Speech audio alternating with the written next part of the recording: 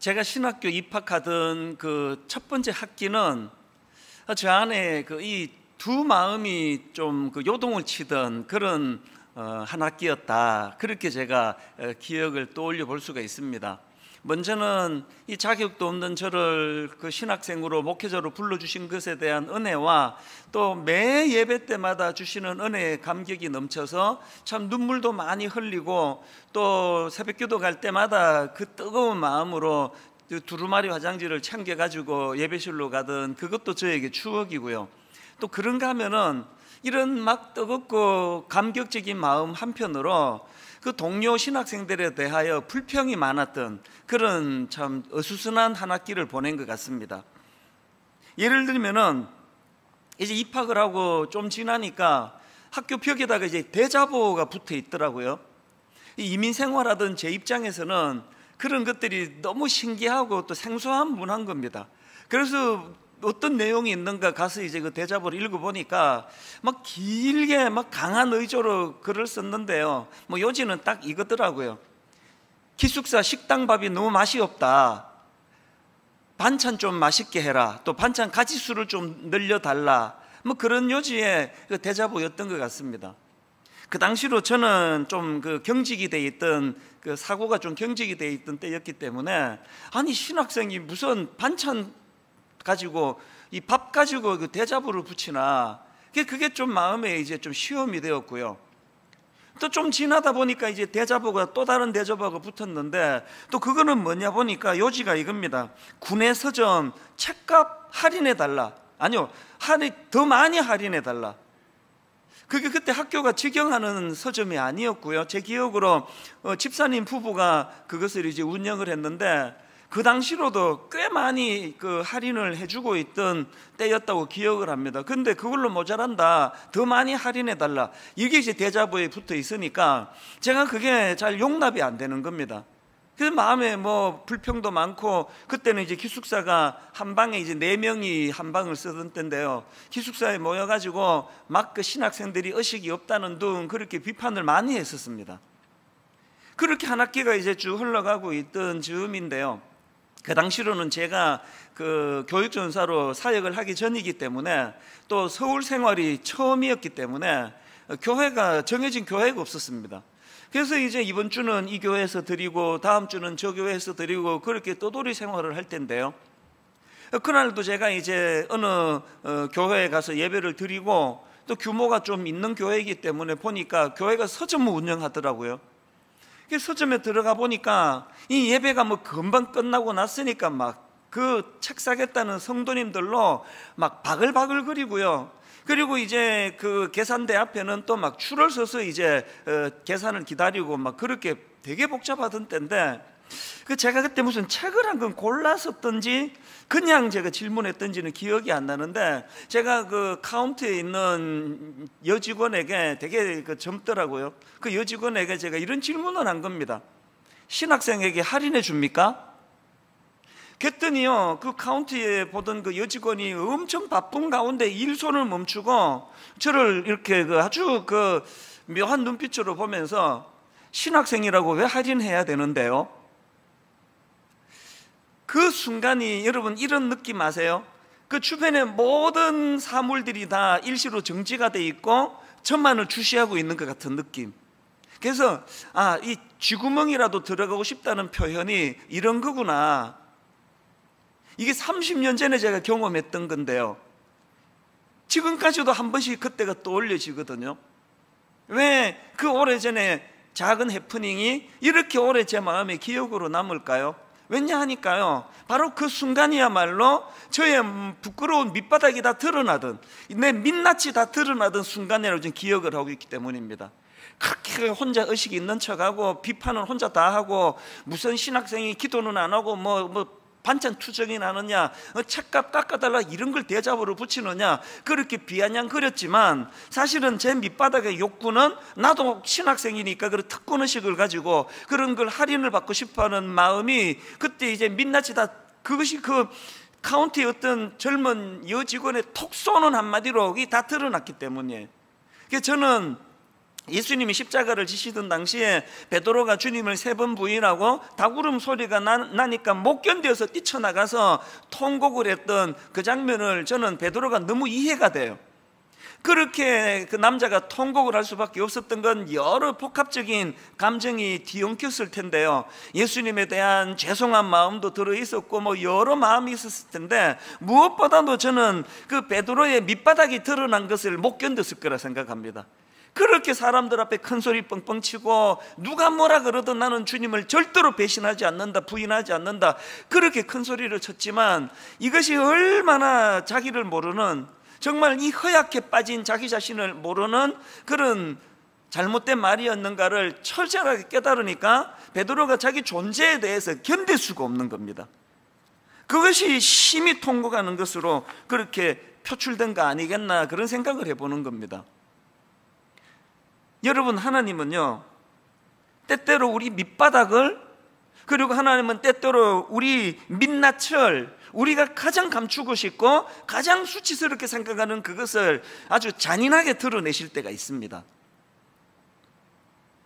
여러분이 잘 아시는 그 다윗, 가정 있는 그 밧세바라는 여인을 성적으로 죄를 짓고 그거를 은폐하려고 또 남편을 또 살인을 저지르고, 그러고도 다윗은요 오랜 시간 회개 안 했습니다. 거기에 대한 무디어진, 그래서 무감각하게 아무 그게 그 어떤 회개의 모습이 전혀 보이지 않았거든요. 그랬을 때 그런 죄책감 없이 살아가던 다윗에게 하나님은 너무나 잔인하게 다가가시잖아요. 나단 선지자를 보내셔가지고는 그의 민낯을 그대로 드러나게 하시는 겁니다.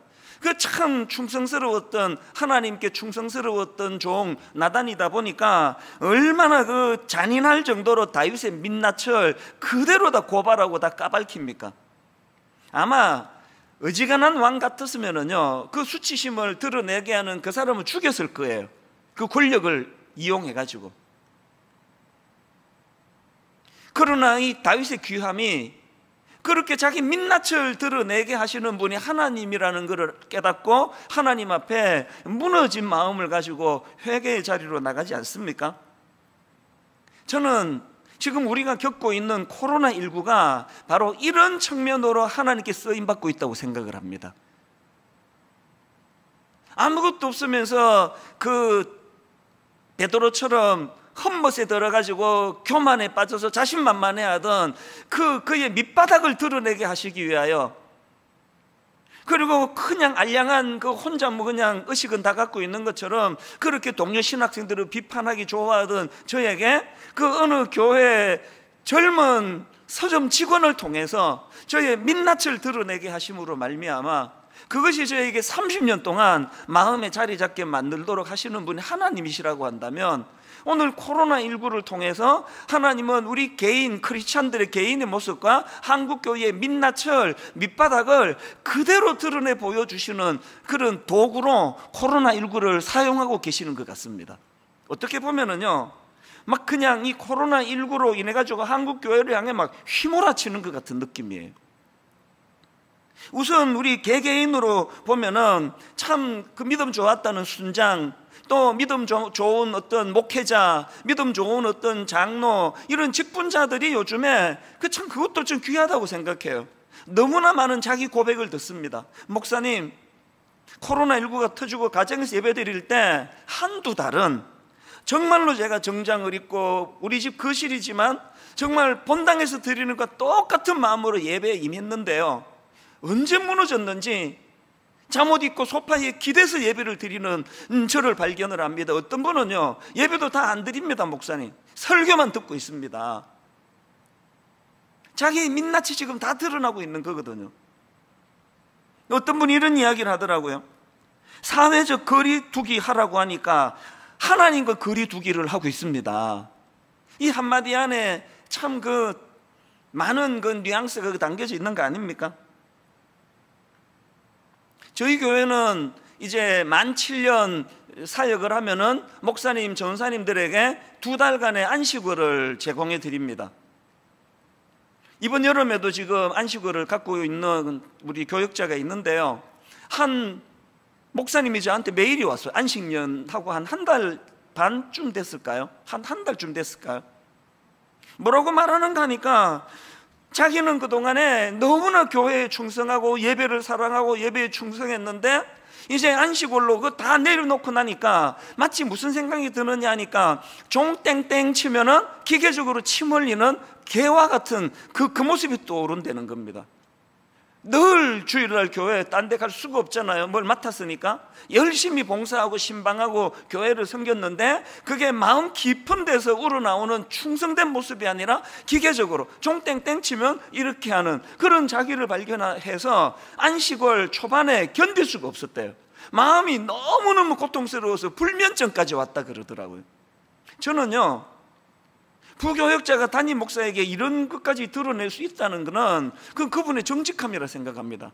그리고는 그 불면증까지 올 정도로 자기 모습이 너무 괴롭고 한심한 이거를 가지고 주님 앞으로 나아가는 도구로 그것을 쓰고 있는 그 목사님이 저는 너무 귀하게 느껴졌습니다.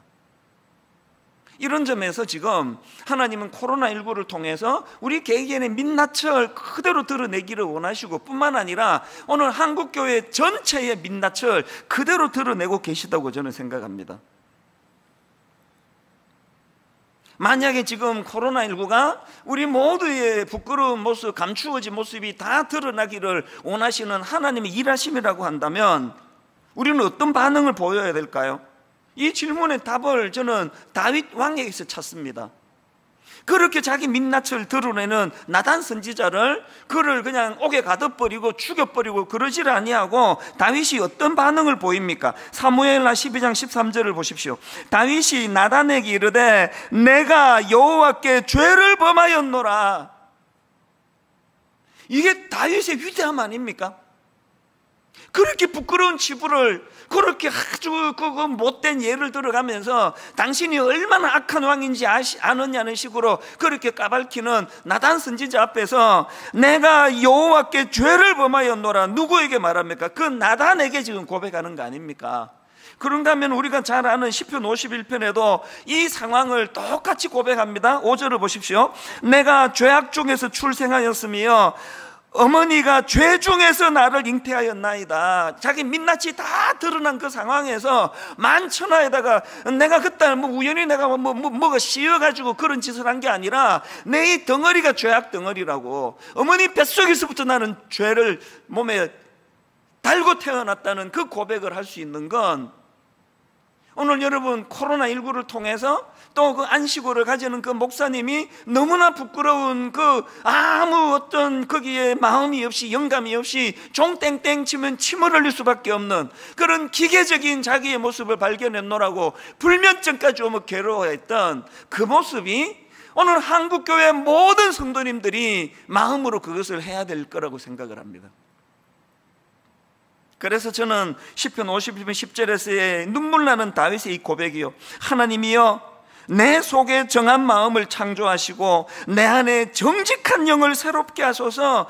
이것이 제가 너무 처절하게 느껴지는 게요, 내 속에 정한 마음을 창조해 주시옵소서라고 기도하는 그 내면에는 무슨 고백입니까? 내 안에는 선한 게 없다는 거 아닙니까? 내 안에는 순결한 마음이 없다는 거 아닙니까? 내 안에는 정한 마음이 없사오니, 내 모든 밑바닥이 다 드러난 것을 내가 발견했사오니 이제는 오직 주님만을 의지하고 주님 내 안에 정한 마음을 창조해 주시기를 원합니다. 이런 점에서 저는요, 우리가 다윗에게서 배워야 합니다. 코로나19를 맞이해서 민낯이 드러난 한국교회 현실을 보면서 두 가지를 해야 된다 생각합니다. 하나는 고뇌예요. 괴로워해야 돼요. 그 목사님처럼 불면증에 빠져야 돼요. 내 꼴이 이게 뭔가, 이게 내가 종땡땡 치면 그저 기계적으로 생각 없이 침을 흘리는 그런 봉사를 해왔다면 도대체 나는 무언가, 나는 어떤 사람인가 고뇌해야 돼요. 그런가 하면 고뇌만 해서는 안 되고요, 두 번째, 그 고뇌를 가지고 하나님 앞으로 나아가야 한다는 겁니다.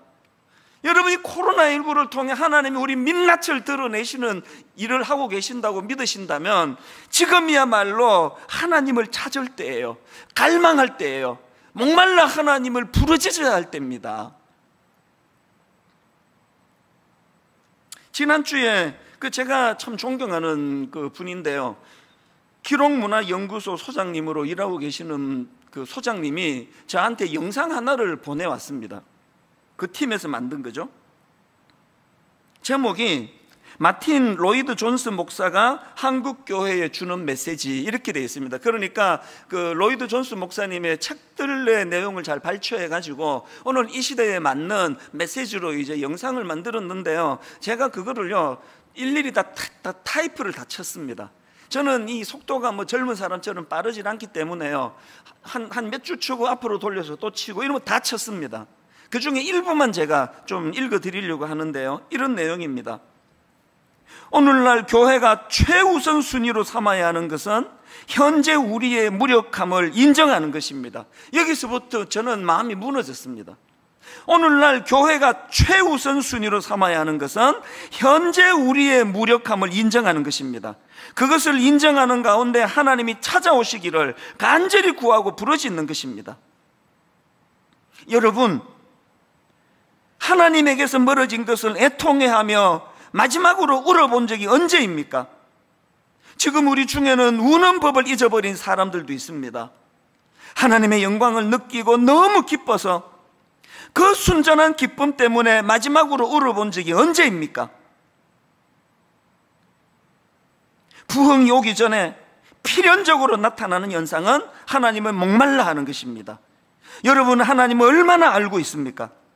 하나님의 충만하심과 지식에 넘치는 그리스도의 사랑을 얼마나 알고 있습니까? 얼마나 경험하고 있습니까? 그 충만하심과 사랑이 우리에게 생생한 실제로 다가오고 있습니까? 하나님은 목말라 하는 마음, 그 영광이 나타나기를 갈망하는 마음이야말로 부흥에 선행하는 본질적인 요소입니다. 로이드 존스 목사님이 오늘 우리 코로나19로 민낯이 다 드러나버린 한국의 현실을 본다면 이런 말씀으로 우리를 향해 선포하지 않을까, 저는 그게 너무 동의가 되는 겁니다. 지난 주간에 이제 다락방 개강을 앞두고 교구별로 우리 순장님들과 교역자들이 이제 이 줌이라는 도구를 통해서 개강 기도회를 가졌는데요, 거기에 한 순장님이 자기 민낯을 드러내는 고백을 하면서 이런 고백을 하더랍니다. 지금 저는 마음의 열정과 생명이 다 빠져나간 것 같습니다. 마음의 열정과 생명이 다 빠져나간 것 같다는 그런 처절한 고백을 그 목사님과 전도사님과 또 동료 순장님들 앞에서 이렇게 고백을 하셨다는데, 이번에 고백의 요지가 뭡니까? 나 순장 못 해먹겠다고, 난 이제 안 할 거라고, 그 고백입니까? 아닙니다. 이렇게 모든 마음의 열정과 생명이 다 빠져나간 것처럼 무기력한 자리에 빠져 있기 때문에 그 상황을, 그 상태를 고뇌하면서 하나님께 가져가겠다는 처절한 자기 고백 아닙니까? 그래서 제가 누군지 모르는 이 순장님이 너무너무 귀하게 느껴지는 겁니다. 우리 자기에게 정직해야 돼요. 거품 다 걷어내야 됩니다. 목사라는 타이틀이 결단코 저절로 성령 충만하게 만들지 못한다는 사실을, 여러분, 자기를 속이면 안 되고 성도를 속이면 안 되고 우리 모든 직분자들도 다 마찬가지입니다. 그래서 나는 이런 인간이라고, 나는 고갈된 인생이라고 그렇게 선포하는 것이 중요한 게 아니라, 그렇기 때문에 그것을 붙들고 하나님 앞으로 나가는 거예요. 하나님 앞으로. 가장 수치스러운 민낯이 드러났던 야곱에게 말이에요. 가장 수치스러운 민낯이 드러났던 베델에서의 밤, 돌을 베개하고 그동안 자기 장교를 의지하고 내 이거를 얻어내기 위해서는 형이고 아버지고 누구고 다 속여 먹을 수 있다, 그리고 난 이런 것들로 성공할 수 있다, 이런 착각에 빠져있던 야곱이 그것이 덧나가지고 집에서 야반 도주하듯 도망쳐 나와 광야에서 돌을 베개하고 누워있던 그 처절한 밤에 야곱이 했던 이 고백을 저는 너무나 사랑합니다. 창세기 28장 16절, 야곱이 잠이 깨어 이르되 여호와께서 과연 여기 계시거늘, 여호와께서 과연 여기 계시거늘 내가 알지 못하였도다. 야곱은요 모태신앙인입니다. 모태신앙 정도가 아니라 할아버지가 아브라함이에요. 아버지가 온유의 대명사 이삭입니다.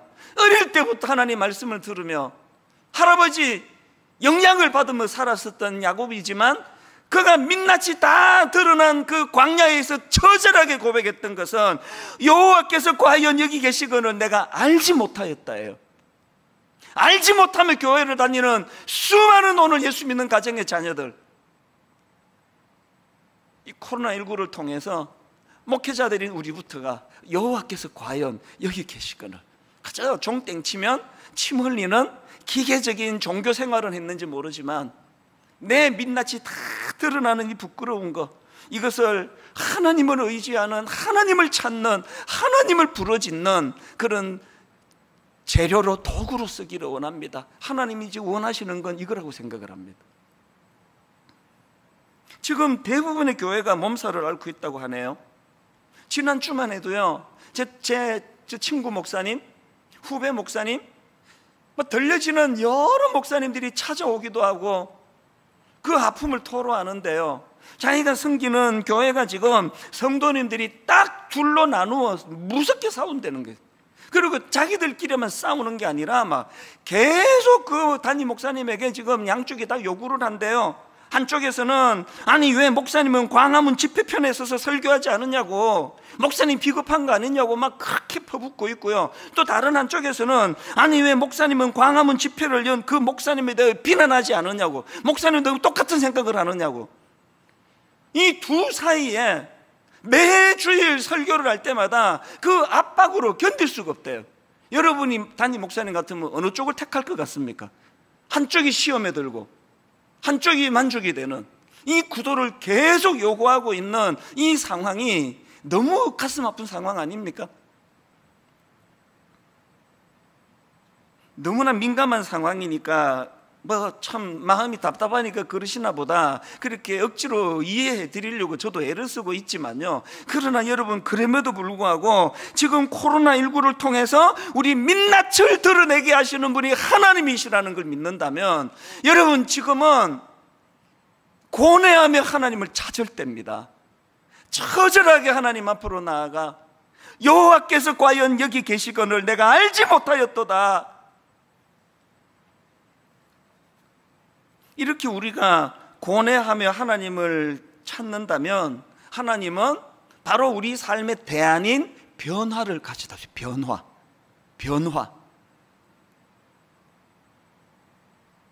사실 지난주 주일 예배는 저에게 엄청 고통이었습니다. 사실 코로나19가 처음에 2월 말에 딱 터지고는요, 이 송림고등학교 본당은 아예 폐쇄가 돼서 들어오지도 못하고요, 드림센터에서 교육자 몇 명 드문드문 앉아있는 그 빈 공간에서 설교하는 게 너무 낯설었거든요. 막 진짜 어색했습니다. 막 벽 보고 얘기하는 것 같고 그랬지만 마음에 갈등은 없었습니다. 얼떨결에 했기 때문에. 근데 여러분, 지난주는요 낯설지는 않았습니다. 당황은 안 됐습니다. 6개월 동안 해오던 일이니까요. 그리고 나중에는 풀려서 드문드문 앉아 계시는 데서 예배를 드리다가 이제 또 아무도 없는 교육자만 앉아 있는데 설교를 하는 상황이었지만 전혀 어색하거나 낯설지는 않았는데요, 마음이 너무 고통스러운 거예요. 너무 괴로운 겁니다. 민낯을 드러내시는 하나님이 자각이 되기 시작한 것 같아요. 그래가지고 그날 너무 마음에 고통스럽게 그렇게 예배를 인도하고요, 오후에 이제 집에 들어가는데 안 풀리는 거예요. 마음이 저녁을 먹고 나서도 안 풀리는 겁니다. 묵직한 바위 덩어리 같은 거 하나 가슴에 얹어 놓은 것 같이 월요일 새벽에 일어났는데 안 풀리는 겁니다. 월요일은 요즘에 지금 우리가 이제 1만 성도 파송 운동의 일환으로 30개 교회 담임 목사님을 청빙하는데 그 중에 15목사님은 이제 외부에 계시는 분을 청빙하는 과정에서 매주 월요일마다 지금 목회자 세미나를 진행하고 있거든요. 이것도 코로나19 때문에 대면으로 안 되고 이제 줌으로 그렇게 영상으로 그 세미나를 가시는데요, 고맙게도 지금 외부에 6 목사님이 이제 객관적으로 이제 좀 이것을 진행해 달라는 바람으로 6 목사님이 오셔서 조별로 대화하고 체크하고 점검하고 그렇게 다 하기 때문에 저는 하는 게 아무것도 없습니다. 그냥 와 앉아 있어 주는 거거든요. 근데 월요일 날 막 너무 견디기가 어려울 정도로 몸에 힘이 빠져나가는 겁니다. 그런 경우 있지 않습니까? 스마트폰 이게 잘 터질 때는 배터리 소모가 별로 없는데요, 이 와이파이가 막 잡히기 어렵고 이러면은 별로 쓰지도 않았는데 막 배터리가 확 줄어가는 그런 느낌이에요. 지난 월요일이 딱 그랬습니다. 너무너무 이 코로나19 현실이 가슴이 억장이 무너져서 그랬는지 또다시 이제 예배를 성도들은 본당에도 오지도 못하는 이런 일이 벌어지니까 마음이 무거워서 그랬는지 나중에는요, 못 견뎌 체력이 너무 힘들어가지고 조용히 빠져나와가지고 드림센터 한 구석에 누워 있었습니다. 앉아있기도 힘들어가지고. 근데 여러분, 바로 그날 밤에 오늘 본문 말씀을 주신 거예요. 바로 그날 월요일 밤에, 저는 거의 어떨 땐 초저녁에도 잠이 든다고 할 정도로 일찍 자는데요, 그날 월요일 밤은 길게 늦게까지 잠을 이루지 못해요. 이 말씀을 제가 주님께 받았기 때문에. 그게 바로 오늘 본문 역대상 12장 32절 말씀입니다. 이사갈 자손 중에서 시세를 알고 이스라엘이 마땅히 행할 것을 아는 우두머리가 200명이니 그들은 그 모든 형제를 통솔하는 자이며, 사실 이게요, 통독하면서 얼핏 읽으면 썩 지나가는 구절이에요. 오늘 본문의 배경은 이제 사울 왕이 죽은 후에 새로운 지도자로 이제 다윗이 왕으로 추대되는데, 그때 모여든 각 지파 용사들을 소개하는 과정에서 나온 그런 구절이거든요. 이 썩 지나갈 수밖에 없는 이 구절 속에서 저는 우리가 뭘 기도해야 되는지, 변화를 위하여 뭘 갈망해야 되는지 너무나 중요한 요소를 월요일 날 제가 깨닫게 된 거예요. 이 선물로 제가 하나님께 받은 거거든요. 너무나 혼란스러운 사울왕 시대를 접으시고 이제 하나님은 새로운 지도자 다윗 왕을 세우시는 과정에서 오늘 그 지파에서 모여든 용사들의 모습을 묘사하면서 새 시대에 뭘 구해야 되는지를 깨닫게 해주셨다는 겁니다. 그래서 오늘 이 본문 말씀을 가지고요, 변화를 위해 구해야 할 것들 한 세 가지로 제가 이것을 뽑아보았습니다. 오늘 우리 시대에 민낯을 드러내시는 분이 하나님이시라고 한다면 이 수치스러운 이 상황을 벗어나기 위해서 우리는 뭘 구해야 되는가? 그 대안이 세 가지인데요, 첫 번째가 뭐냐? 시대에 대한 분별력을 갖춘 사람, 시대에 대한 분별력을 갖춘 교회가 되게 해달라는 기도를 드려야 된다는 겁니다. 오늘 본문 역대상 12장 32절 앞부분입니다. 이사갈 자손 중에서 시세를 알고, 여기 나오는 이 시세를 알고, 이걸 히브리어로 보면은 그 시대에 대한 분별력을 나타내는 표현이에요. 시대에 대한 분별력. 세 번역으로 보니까 32절입니다. 이사갈 자손의 우두머리 200명이 그들의 모든 부하를 이끌고 왔다. 그들은 때를 잘 분별할 줄 알고. 이 구절을 제가 읽다가 보니까 누가복음 12장 56절에 예수님의 그 당시 지도자들을 향한 책망이 확 이렇게 마음으로 들어오는 겁니다. 누가복음 12장 5절에서 그 예수님 당시의 종교 지도자들을 향한 주님의 책망을 보십시오. 외식하는 자여, 너희가 천지의 기상은 분별할 줄 알면서 어찌 이 시대는 분간하지 못하느냐, 어찌 이 시대는 분간하지 못하느냐는 그 당시 종교 지도자들을 향한 주님의 책망이 오늘 이 본문에 나타나와 있는 시대에 대한 분별력을 갖추고 있던 그들은 때를 잘 분간할 줄 알고, 이렇게 나오는 말씀과 너무 대조가 되는 거 아닙니까? 저 자신에게 양심껏 저는 질문을 합니다. 난 오늘 본문에 나와 있는 이사갈 자손들처럼 시대를 분별할 줄 아는 민감한 지도자인가? 나는 예수님 당시에 그렇게 그냥 권위주의에 쩔어가지고 모든 그냥 겉모양은 다 갖추고 있었던 그들이지만 결정적으로 그들은 시대를 분간하지 못하는, 오신 메시아 예수 그리스도를 구분하고 분간하지 못했던 그 미련한 종교 지도자들, 그 모습이 내 모습인가? 오늘 본문에 이사갈 자손의 모습이 내 모습인가?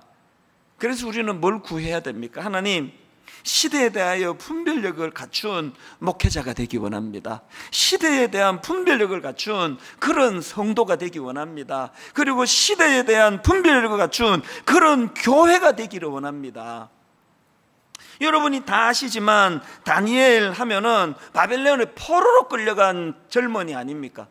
바벨론의 포로로 끌려간 청년 다니엘이 나중에 총리가 되고 그 이후에 나라가 3번 바뀌었어도 여전히 그 권력이 바뀌어지는 그 상황 속에서도 여전히 필요한 인물로 그 역할을 계속 감당해왔던 놀라운 인물이 다니엘인데요, 그 비결이 어디서 가능했느냐? 그 비결이 다니엘 1장 17절에 나와 있습니다.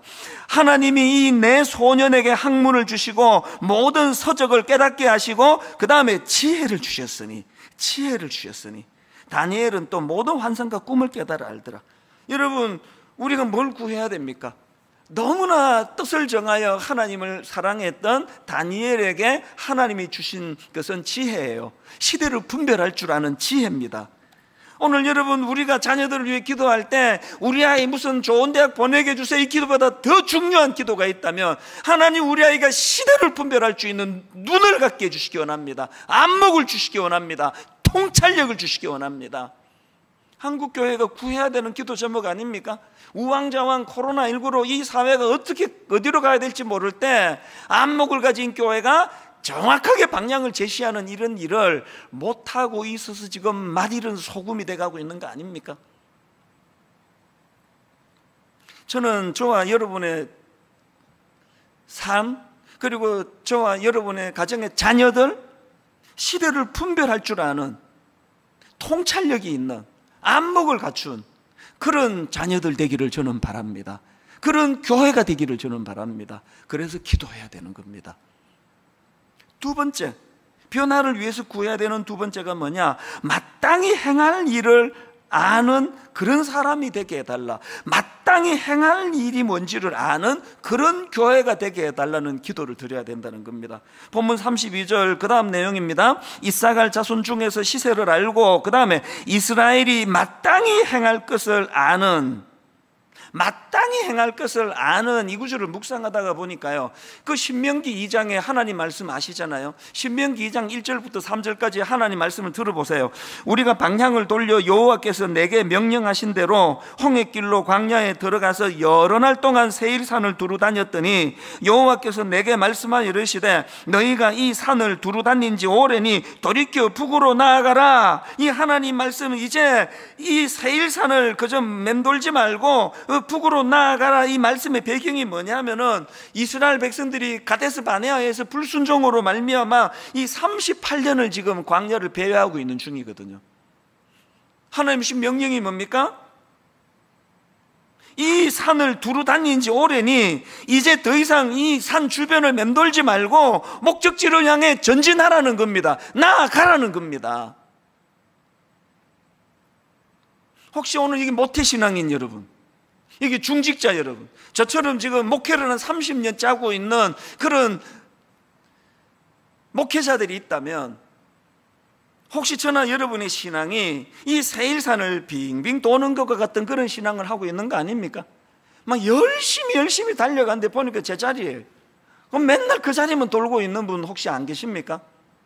그게 시편 1편 1절에서 말하는 하나님이 생각하신 악한 사람들이에요. 지혜롭지 못한 사람이에요. 바람에 나는 겨, 빙빙 도는 거 아닙니까? 방향성이 없어가지고.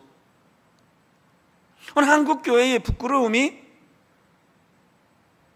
뱅뱅 돌고 있는 거 아닙니까? 코로나19를 통해 민낯을 드러내시는 하나님, 그 하나님의 뜻을 살펴 이제는 전진해야 된다는 거예요. 허구한 날 우리끼리 싸우고, 허구한 날 우리끼리 손가락질하고, 허구한 날 우리끼리 정죄하고. 2주 전에 마라의 선물을 단물로 바꾸어 주시는 그 하나님을 제가 소개해 드리지 않았습니까?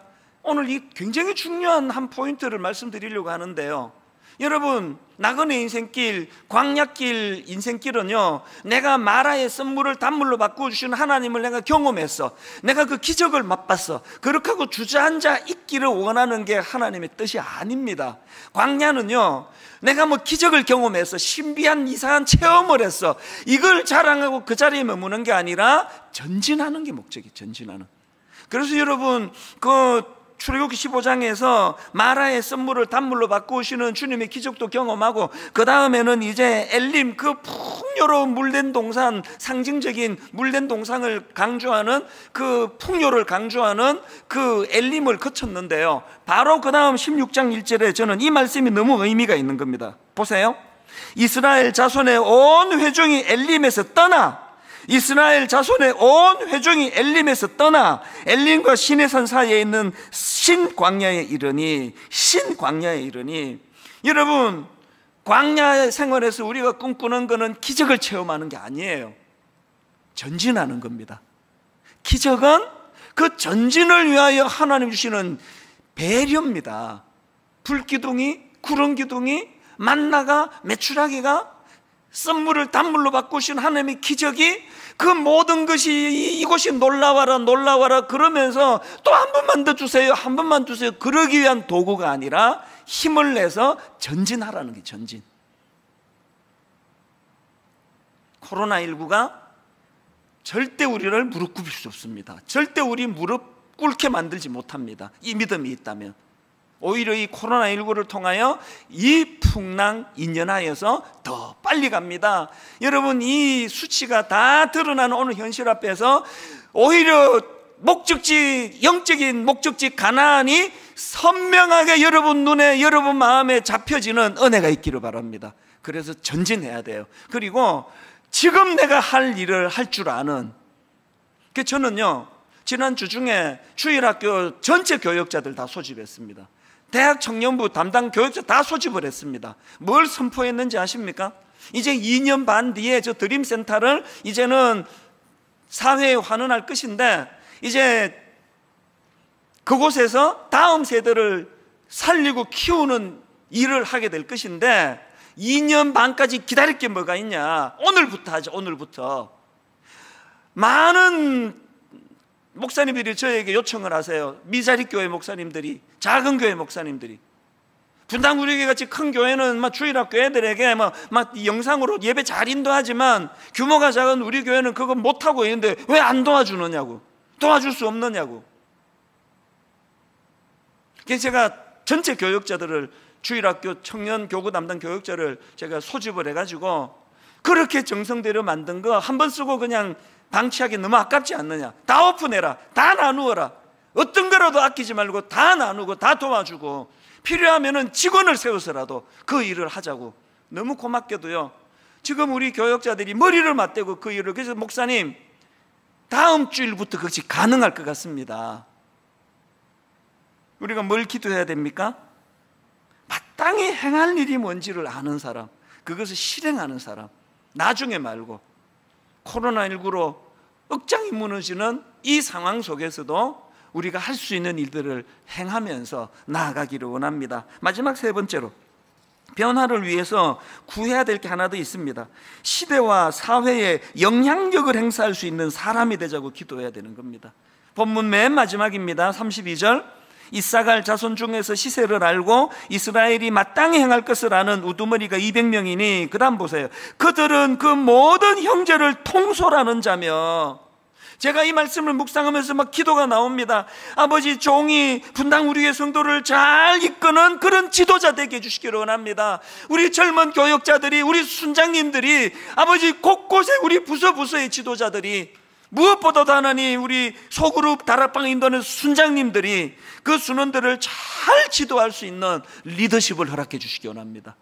무엇보다도 주님의 십자가로 거듭난 모든 그리스도인들은 혼미한 이 시대에 어느 길이 정확한 길인지를 제시할 수 있는 그런 통솔력을 허락해 주시기 원합니다. 이걸 가지고 제가 묵상하고 기도하다가 보니까요, 느헤미야 1장에서의 지도자 느헤미야가 떠오르는 겁니다. 느헤미야 1장 3절, 그들이 내게 이르되 사로잡힘을 면하고 남아있는 자들이 그 지방 거기에서 큰 환난을 당하고 능욕을 받으며 예루살렘 성은 허물어지고 성문들은 불탔다 하는지라. 고향에서 들려지는, 고국에서 들려지는 억장이 무너지는 그 절망적인 상황 앞에서 지도자 느헤미야가 어떻게 지도자가 되었느냐. 그 다음 4절에 보니까 두 가지를 했던 이게 그를 지도자로 만들었더라고요. 고향에서 들려지는, 고국에서 들려지는 절망적인 상황 앞에 그가 했던 첫 번째 반응은 눈물이에요. 울었습니다. 4절, 내가 이 말을 듣고 앉아서 울고 수일 동안 슬퍼하며. 사람들이 이렇게 얘기해요. 가슴이 뛰는 게 그게 당신 비전이라고. 맞는 얘기예요. 가슴이 뛰는 그게 당신 사명이라고. 맞는 얘기예요. 그러나 또 하나 더 있습니다. 눈물이 머무는 그게 사명입니다. 날 고통하게 만드는 그게 사명입니다.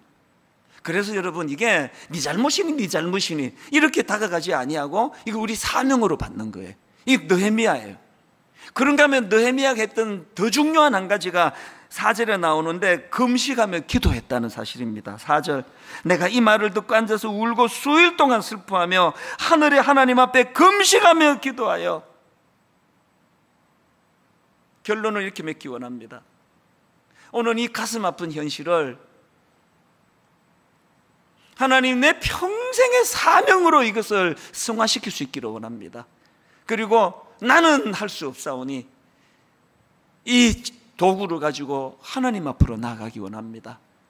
그래서 오늘 함께 부를 이 찬양은요, 뭐 다른 거 필요 없습니다. 딱 첫 줄이면 돼요. 하나님이시여, 하나님이시여, 주는 나의 하나님이시로다. 민낯이 다 드러나. 아까 그 순장님 고백처럼 이제는 내 모든 열정과 내 모든 것들이 다 소진이 되었다고 하는 그 처절한 현장에서도 하나님이시여, 하나님이시여, 주는 나의 하나님이시로다. 오늘 우리 처절한 현실 이것을 앞에 놓고 이 찬양을 같이 부를 때 성령님이 우리를 싸매어 치료해 주실 줄로 믿습니다. 이렇게 찬양합니다. 하나님이시여, 하나님이시여.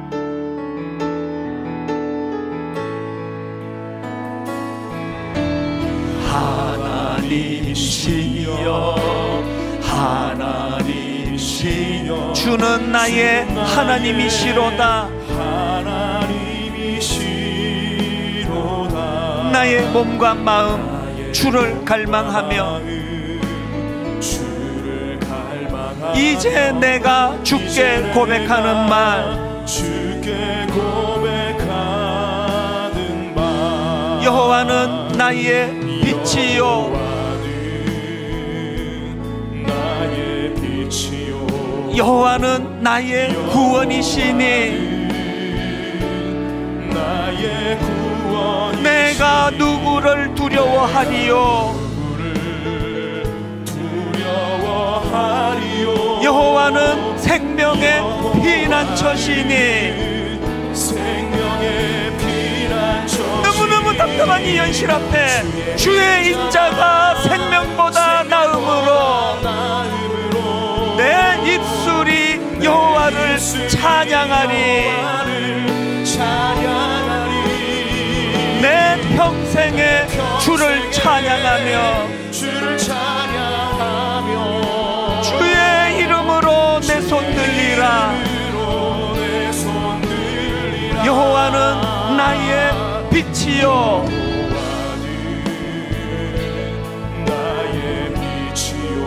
여호와는 나의 구원이시니 내가 누구를 두려워하리요. 여호와는 생명의 피난처시니 온 마음을 다하여 고백합니다. 주의 인자가 생명보다 나음으로 내 입술이 여호와를 찬양하리. 내 평생에 주를 찬양하며 주의 이름으로 내 손 들리라. 이곳에 오셔서 이곳에 앉으소서. 이곳에 앉으소서. 이곳에서 드리는 예배를 받으소서. 주님의 이름이, 주님의 이름만이, 오직 주의 이름만 이곳에 있습니다. 우리 다 잠시 일어나셔서 이곳에 오셔서 이곳에 앉으소서. 이곳에서 드리는 예배를 받으소서. 주님의 이름이, 주님의 이름만이, 오직 주의 이름만 이곳에 있습니다. 온 전심을 다해 우리 한 번 더 마지막으로 이렇게 고백합니다. 이곳에 오셔서 이곳에 앉으소서. 이곳에서 드리는 예배를 받으소서.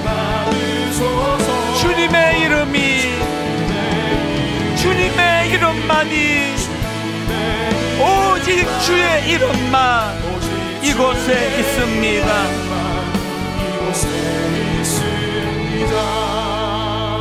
우리 민낯을 드러내시는 하나님, 우리 민낯을 드러내심으로 말미암아 이제는 우리 스스로를 속이고 내가 나 자신이 속아 내가 엄청난 영적인 사람인 걸로 이 모든 껍데기들이 다 깨부셔지고 베드로처럼 통곡하며 처절하게 부활하신 주님을 의지할 수밖에 없는 아버지, 코로나19가 오늘 한국교회가 겪는 이 가슴 아픈 현실이 이런 열매를 만들어내기를 원합니다. 우리 가정이, 우리 교회가, 이 시대에 한국교회가 그 은혜의 자리로 나가기 원합니다. 오늘 주신 말씀을 따라 한 목소리로 통성으로 하나님 앞에 은혜를 구하며 같이 기도하기 원합니다. 살아계신 하나님 아버지, 오늘 하나님 앞에 은혜를 구하며 기도합니다. 하나님, 우리 민낯을 드러내시는 하나님, 우리 밑바닥이 얼마나 처량하고 초라한가를 깨닫도록 인도하신 하나님, 하나님 그 하나님의 일하심 앞에 순종하기 원합니다. 그 수치심을 놓고 고뇌하는 믿음의 우리의 자아가 다 깨어지기를 원합니다. 하나님께 나아갈 수 있도록 올해 교회를 지키고 충성하며 주를 위하여 봉사할 수 있도록 하나님, 종치면 그저 기계적으로 침몰합니다. 그런 반사적인 신앙생활이 아니라 너무나 주님을 뜨겁게 사랑하고 너무나 주님을 의지하고 신뢰하며 사도와 우리 고백했던 것처럼 내가 아니라 오직 그로다 이렇게 고백할 수 있는 믿음으로 인도하여 주시옵소서. 너무나 좁은 시야를 가진 저희들을 길상에 주시옵소서. 안목을 주시고 통찰력은 시대를 보는 눈을 허락하여 주시옵소서. 당당히 해야 할 일을 감당하게 하여 주시옵소서. 하나님 아버지, 이 나라 가운데 하나님 속했는 공동체가 주님의 마음으로 바라볼 수 있도록 도와주시고 오늘 주신 이 세 가지 기도점을 가지고 매달려 기도하기를 원합니다. 통합이 회복될 수 있도록 주여 도와주시옵소서. 주님의 은혜가 필요합니다. 주여 도와주시옵소서. 내 의지를 가지고 나아가는 주님의 은혜가 필요합니다. 주님이 도와주시고 역사해 내 의지를 가지고 내 힘으로 유지하는 가정이 아니라 주님의 은혜와 능력으로 말미암아 다시 한 번 더 소생케 되어지는 자로서 일어날 수 있도록 민낯이 그대로 둔나뿐인 날처럼 처절하게 하는 소리하지 생길 수 있도록 주여 하나님을 쳐다보는 나아가오니 주님, 우리 말씀 가운데 이루어 받으며 주님의 은혜로 채워질 수 있도록 하여 주시옵소서. 하나님 아버지, 우리 안에는 선한 것이 없습니다. 태중에서부터 어머니 뱃속에서부터 우리는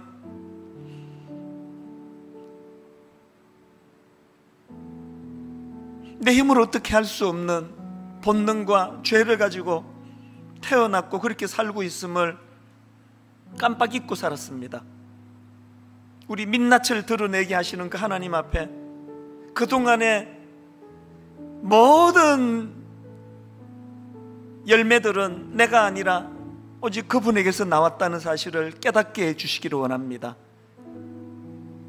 우리 가정이 유지될 수 있었던 것도 교회가 이렇게 건강하게 유지될 수 있었던 것도 내가 아니라 하나님에게서 나왔음을 깨닫게 해주시기를 원합니다. 우리는 시야가 너무 좁습니다. 통찰력이 없습니다. 아버지, 우리는 안목이 없어 너무나 사소한 것에 목숨을 걸고 살아가는 자들입니다. 그래서 기도합니다. 하나님, 다니엘과 같은 신령한 하나님의 지혜로 시대를 보는 안목과 통찰력을 허락하여 주시옵소서. 하나님, 이 혼란하고 어두운 시대를 변화로 이끌어 가시는 분은 오직 주님이심을 기억하고 철저하게 하나님을 의지하며 내 자아를 내려놓는, 그래서 아버지, 우리를 수치와 벌거벗음을 가리워주는 십자가 앞으로 십자가를 의지하는, 십자가만 바라보는 그런 신앙생활로 변화시켜 주시옵소서. 이번 한 주간 그런 삶을 살아내도록 주님이 인도하여 주시옵소서.